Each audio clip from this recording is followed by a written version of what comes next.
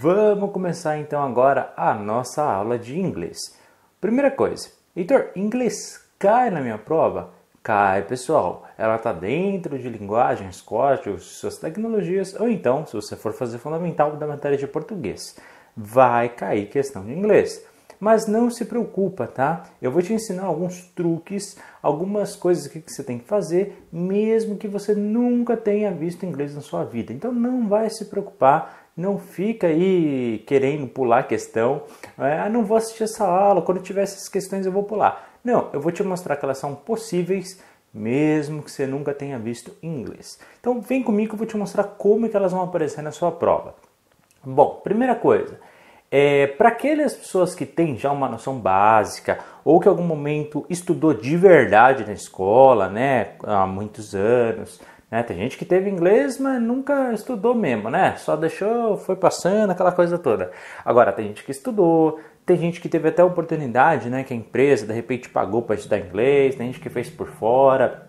Tem gente que se interessou, tem gente que até que tem facilidade, ver série em inglês, ver filme em inglês, beleza. Pessoal, você que já tem uma noção básica e até mesmo consegue se comunicar, você não vai ter dificuldade nenhuma, porque para essas pessoas as questões de inglês são consideradas de nível muito fácil, tá? Agora, para quem nunca viu inglês ou tem extrema dificuldade, bom, pessoal, a minha grande recomendação é que você não estude por fora esses conteúdos, tá bom? Por quê? Porque esses conteúdos, pessoal, vocês vão ver que eles sempre se relacionam com coisas do dia a dia, tá? E daqui a pouco eu vou te mostrar uma grande dica, mas você tem que ficar aí até o final, tá? Então acompanha que eu já vou te mostrar.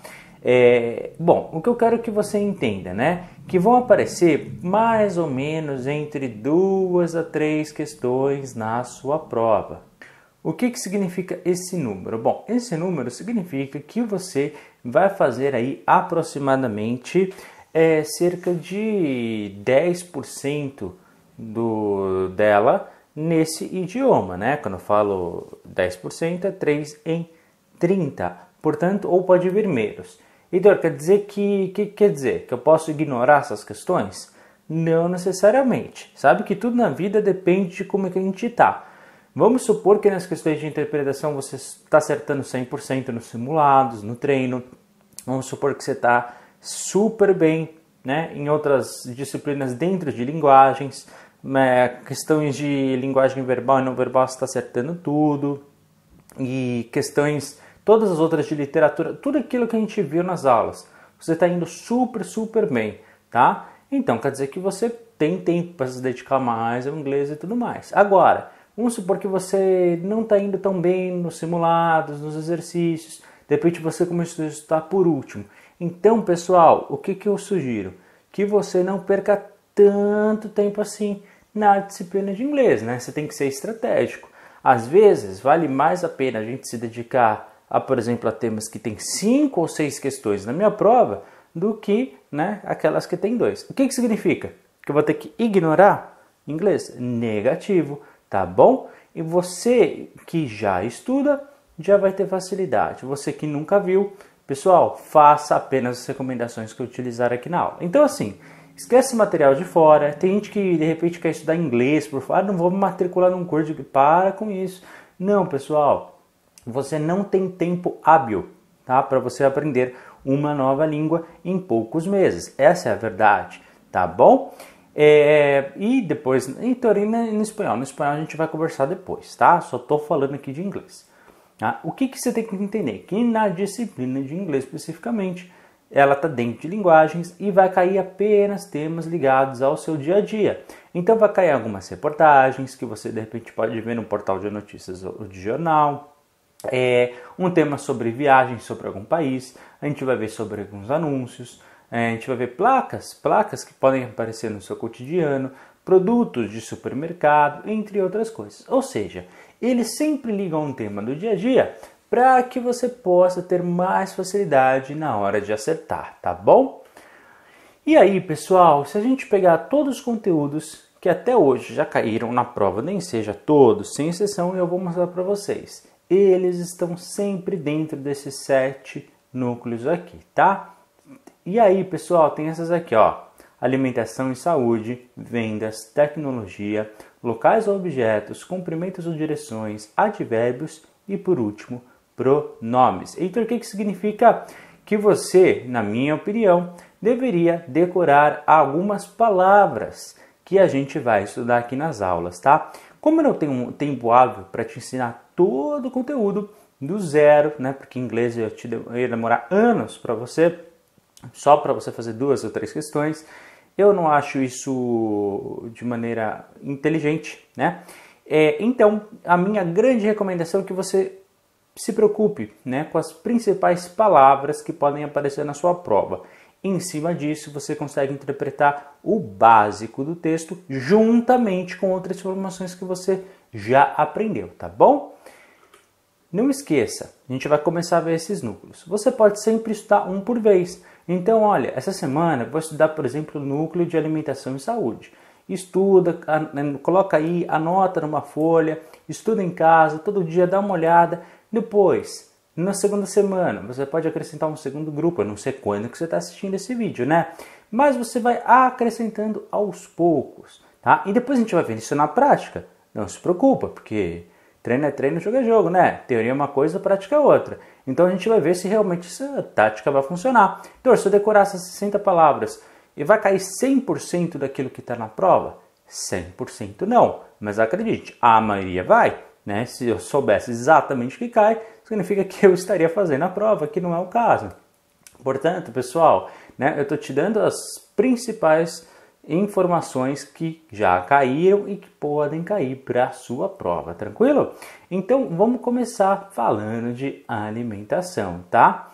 Ó, aqui nesse grupo de alimentação e saúde tem essas palavras todas. Eu vou falar sempre em inglês, você não precisa se preocupar com a pronúncia. Então, por quê? Porque você não vai falar, você não tem uma prova oral, você tem uma prova escrita, não é verdade? Mas tem que entender a tradução. E eu vou tentar traduzir sempre na tradução mais comum, mas também algumas outras variações que podem vir na sua prova, tá? Então, tenta ligar isso, tá? E se tiver alguma palavra que de repente você tem alguma dificuldade, você pode falar para mim, eu vou te ajudando. Você sabe, meu WhatsApp está aqui embaixo na descrição. Mas não se preocupa. Heitor, se eu tiver alguma coisa em inglês aqui em casa, eu posso pesquisar? Pode avançar dentro desses temas, mas só dentro desses temas. É isso que eu quero dizer para vocês, tá bom? O primeiro é sobre alimentação e saúde. Então vamos lá. Fast food, comida rápida, delivery, entrega de comida em casa, né? Então, só para a gente não confundir, né? No delivery você pede a comida chega, né? Você pede aí pelo seu aplicativo que você gosta mais, o iFood, de repente, o Uber, não importa, e eles entregam na sua casa, né? Fast food é todas aquelas comidas que você não vai literalmente no restaurante, senta, não, aquela comida que você pega, estilo McDonald's, Burger King, né? Aquela comida pronta, já padrão, que você consegue ali rapidamente, né? Que você sabe qual vai ser o resultado, é sempre o mesmo padrão.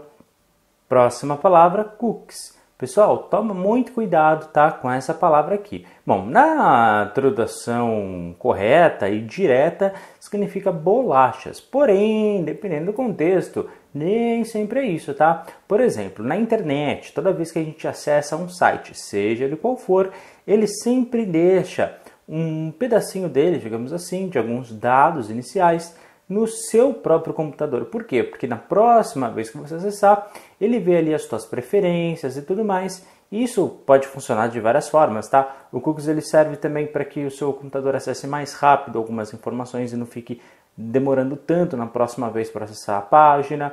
Ou então, né, as empresas de publicidade, algumas delas, né, têm acesso a esses conteúdos para depois te oferecer aquilo que você acessou mais, tá bom? Então os cookies funcionam para várias funções e é uma função ligada à questão da tecnologia e da internet. Mas a tradução correta e original significa aí bolachas, tá? Então depende aí do contexto, se você estiver vendo uma coisa ou se você estiver vendo outra, tá? A palavra diet e a palavra light. Heitor, é diferente? É diferente. Eu sei que muita gente usa como se fosse a mesma coisa, mas não é, tá? O light é quando a gente tem uma redução de caloria do que o original. Então, se o produto original é aquele, uma Coca Light, Coca-Cola, sei lá, tem 200 calorias. Não sei quantos tem, tá, pessoal? Só tô dando um chute. Mas se for uma versão light, certamente vai ter menos do que 200 calorias, porque é light, tá? Tem menos calorias, a gente está falando que é light. E a diet? Bom, diet, pessoal, aí a gente vai ter uma quantidade menor daquele produto, tá? Ou então alguns nutrientes que originalmente tinham, tá? Alguns elementos químicos que originalmente tinham, você tem ali a sua redução, tá? A sua retirada. Vamos supor um elemento químico que o pessoal acha que não é tão saudável, ou então, né, de repente, aquele produto tinha uma embalagem de 500 gramas, e agora vai ter um outro novo aí de 350. É também considerado diet. Diet significa que tem uma quantidade reduzida, uma ausência de nutrientes, tá bom? Não tem necessariamente a ver com a redução calórica, tá? Então fica ligado que é bem diferente. Milk significa leite. Sweet significa doce, tá bom? Kitchen significa cozinha. Ice significa gelo, só uma curiosidade. O I, ele tem som de I, tá bom? No inglês, então é ice e não ice, ok? É ice, que significa gelo. Fitness, bom, aqui pessoal, muitos utilizam, né, para exercício físico e tal, mas o correto é o que fitness significa algo mais abrangente, tá?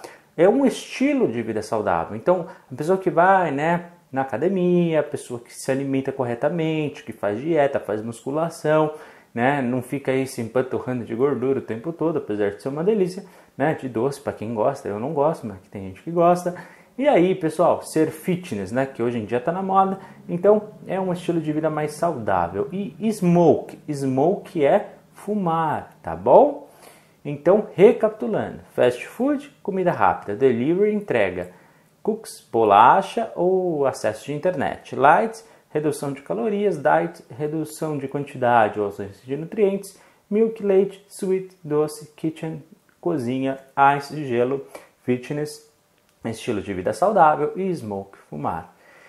Segundo grupo de vendas, tá? Olha, a sua prova ela está vindo com uma tendência maior, cada vez mais com relação a isso, tá? Então, vamos ficar ligado nessas palavras aqui, porque elas são as principais que podem aparecer. Entre elas, você tem sale, que significa desconto, off. O off, e eu quero até fazer aqui um adendo, porque assim, ó, o off, na tradução literal, é desligar. Porém, pessoal, vamos falar a verdade, né? Às vezes aparece nas lojas e tudo mais. Então, o off, ele pode significar também desconto, tá? Então, já apareceu 20% off, né? E o que significa? Pelo contexto, você até consegue, mesmo que você nunca tinha percebido isso, nunca tinha visto, né? Você via lá que está na frente de uma loja, tinha uma roupa ali. Então, assim, pelo contexto, as pessoas acertaram a questão, tá? Ninguém teve dificuldade nesse tipo de questão. Então, Heitor, pode ser que essas palavras apareçam num contexto que seja um pouquinho diferente? Sempre pode, né? A gente sabe. Na nossa língua portuguesa, às vezes a gente usa a mesma... A gente inventa um monte de palavra, né? Todo dia. Então, pode até acontecer. Mas, pelo original, o off é desligar e o on é ligar. Mas também pode aparecer, tá? Para essa coisa do desconto, por isso que eu coloco pertinho ali de sale, tá? Você tem Black Friday, né? Seria, né, a tradução Friday, né, sexta-feira, e Black a palavra negra, então sexta-feira negra. Agora, pela tradução na prática, o que significa? Significa que é um dia onde se tem muito desconto no ano, tá? É um dia no ano. Isso é muito comum nos Estados Unidos e agora está tendo com muita frequência no Brasil, ainda que algumas lojas meio que enganam, né? Mas nos Estados Unidos é coisa de verdade, tá? E já na Europa já se faz aí em muitos países também. Então, olha, Black Friday significa que é um dia que tem um grande desconto nos produtos, para as pessoas comprarem algum produto de repente que está desejando e tudo mais, tá bom? Buy, comprar, e size é tamanho, tá bom? Sale, desconto, off, desligar, on, ligar, Black Friday, buy, comprar, size, tamanho. Então, você não vai colocar a tradução exata de Black Friday? Porque o feriado, digamos assim, né, o dia do evento dessa ação, ele não quer dizer a sua tradução exata, portanto ia ficar muito confuso e eu ia te prejudicar, você não ia entender. Então, eu prefiro explicar esse termo. Terceiro, tecnologia. Tecnologia, pessoal, cai bastante coisa, é bem legal. E você vai ver que a maioria das palavras você pode até ter achado que era em português, tá? Vamos lá. Game. Game é jogo, tá? Essa eu acho que muita gente já sabia. Online e offline. On é ligado e offline é desligado. Mas aqui é no sentido, pessoal, de estar conectado ou não, tá? Então, vamos supor, você está conectado na internet, eu quero dizer. Você está ligado na internet no jogo, você está ali ligado, você está online, tá? Agora, você não está conectado com a internet, você não consegue a conexão, você está offline, você está desligado. Download é quando você está baixando arquivos. Então, por exemplo, você baixa ali um arquivo que alguém te mandou por e-mail, você baixa aquele arquivo que alguém está circulando ali no WhatsApp, você está fazendo um download, tá bom? E se você quiser subir um arquivo, então quando que eu subo um arquivo? Quando você manda um arquivo para alguém, mandou esse arquivo para outra pessoa. Quando eu, por exemplo, subo os vídeos que eu gravo aqui para vocês para o próprio YouTube, eu estou fazendo um upload, o processo inverso. Em vez de eu baixar para o meu computador, eu estou jogando para a internet um que eu produzi. Beleza? E por fim, a palavra delete. Olha, eu coloquei a delete porque em inglês é delete, mas a gente já tem uma tradução melhor do que apagado, né? Que é deletar. O que aconteceu com essa palavra nos últimos anos, né?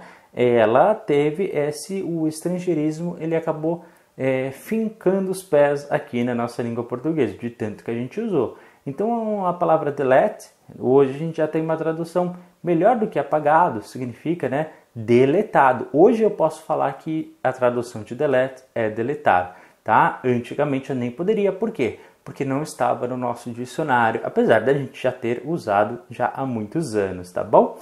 Recapitulando, game, jogo, online ligado, offline desligado, download para baixar arquivos, upload para subir arquivos e delete para apagar. Locais ou objetos. Aqui, pessoal, tem muito substantivo, tá? E eu poderia usar outros aqui para vocês. Eu pus aqui os principais que você vê na sua casa, no seu caminho, do seu trabalho, tá bom? Tudo aquilo que pode vir a aparecer, tá? Então vamos tentar ver as principais palavras daqui, tá? De locais ou objetos. City, cidade, house, casa, street, rua, né? Street View, né? Que tem ali, por exemplo, um aplicativo do Google que você consegue ver ali as pessoas andando e caminhando nas ruas. Você nunca foi a tal lugar, você digita no Google, ele aparece ali em primeira pessoa, não é? É o Street View, né? É a vista da rua, portanto, street é rua, tá? Car, carro, airplane, avião, windows, janela, book, livro, baggage, mala, phone, telefone, door, porta, day, dia, morning, manhã, afternoon, não está aqui, mas é tarde, e night, que é noite, tá bom? Então, recapitulando, city, house, street, car, airplane, windows, book, baggage, phone, door, day, morning e night, tá? Então, essas são as principais palavras? Essas são as principais palavras, tá? Por quê? Né? Primeiro, a localização espacial, então você tem ali a cidade, né? Rua, casa, então você consegue, se cair algum exercício com relação a mapas, se cair algum exercício sobre meio de transporte, né? Você pode ter ali o car, que é carro, airplane, que é avião, né? Podia ser bus, que é ônibus, por exemplo, tá bom? Alguns objetos voltados para viagem, então book, que é sempre um livro, é interessante, baggage, que é mala, o phone, que é o telefone, tá bom? E também os períodos que nós temos durante o dia, né? Day, que é dia, night, que é noite, morning, que é manhã, tá bom? Night eu já não preciso repetir porque é noite novamente, e afternoon, que é tarde. Mas geralmente são essas que já caíram na sua prova. Cumprimentos ou direções. Bom, melhor do que falar, né? De repente aonde você vai, é como que você vai. Então, às vezes, pode aparecer também na sua prova. E é importante porque pode te direcionar. Inclusive, uma pegadinha muito famosa que eu já vou falar aqui para vocês. Então, vamos lá. Now, que é baixo, up, que é acima. Tem algumas pessoas que até utilizam teclado na hora de comprar, né, que está mais barato, o teclado em inglês, e às vezes vem até escrito, né, no próprio teclado do computador, down ou up. E aí as pessoas já decoram, né, quem tem esse tipo de teclado. Então, down para baixo e up para cima. O pessoal até brinca, né, fala, você precisa dar um up na sua vida. O que significa? Você subir um degrau, você ir para cima, você, né, ter uma motivação extra. Então, up é acima. Welcome, bem-vindo. Muita gente tem até tapete em casa, né, escrito isso. Welcome, né, bem-vindo. Thanks ou thank you, né, que a gente fala que é obrigado. Então, né, se alguém faz alguma coisa para você, você agradece falando thanks, thank you, tá bom? Você já pode fazer isso hoje na sua casa. Se alguém te dá um copo d'água, por exemplo, você fala thank you, né? A pessoa fala, que é isso? Aprendi com o professor Heitor no Conquiste Seus Sonhos. Exit, que é saída. Open, que é abrir. Push, que é o quê? Puxar. Não confunda, tá? Ó, push é empurrar, tá? Famoso falso cognato. O que significa isso? Que significa que a palavra está parecendo que é aquilo que a gente sabe que é em português, mas na verdade tem um significado literalmente oposto, tá? Tem um monte de vídeo, por exemplo, de brasileiro, né, nos Estados Unidos ou na Inglaterra, que vê a palavra push e tenta ficar puxando a porta e não consegue abrir. Tem um monte de vídeo assim, tá? No YouTube. Por quê? Porque push não é puxar. Lembra, né, a palavra, a pronúncia, né? Push, puxar, não, mas não é. Push é empurrar, é o sentido oposto. Então, eu sempre gosto de colocar essa palavra para você não se confundir.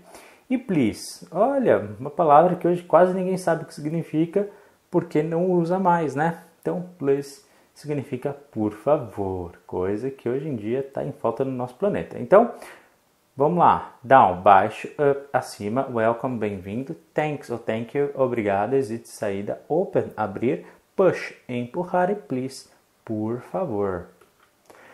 Advérbios, lembra? Advérbios são aquelas palavrinhas que você aprendeu na aula de morfologia que indicam alguma intensidade. E eu quero que você também veja isso aqui, tá?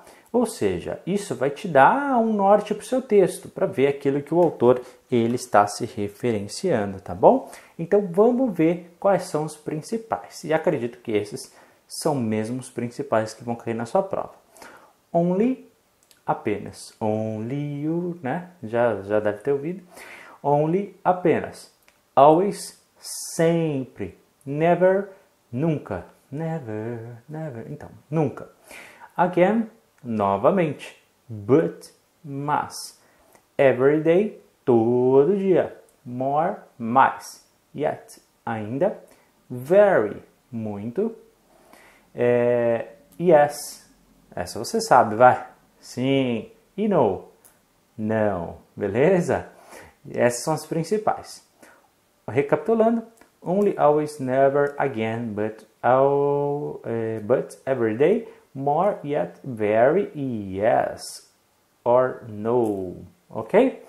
Então, esses são os principais advérbios da nossa língua inglesa. Por fim, os pronomes. Eu vou passar aqui, pessoal, apenas os pronomes que a gente chama em português pronomes pessoais do caso reto, tá? Por quê? Porque são os principais que vão aparecer no seu texto e eles evitam de colocar os outros. Então, geralmente os textos eles estão em primeira ou terceira pessoa. Então é mais fácil você localizar, porque a gente está falando de textos na prova, a gente não está falando geralmente de diálogos. Então, por causa da sua prova, eu só ensino esses, tá bom? Se eu tivesse que dar inglês de outra prova que não fosse a sua, tudo seja. E aqui a gente teria que conversar bastante sobre outras coisas. Mas não vou falar sobre isso, tá? Vamos lá. Principais... Heitor, você vai conjugar verbo to be? Não vou fazer isso, tá? Não se preocupe. Mas eu quero que você saiba uma coisa. Aqui eu vou falar primeiro os pronomes e depois eu vou falar como é que o verbo ele pode aparecer aqui para você, tá? Então vamos lá. Primeiro, quais são?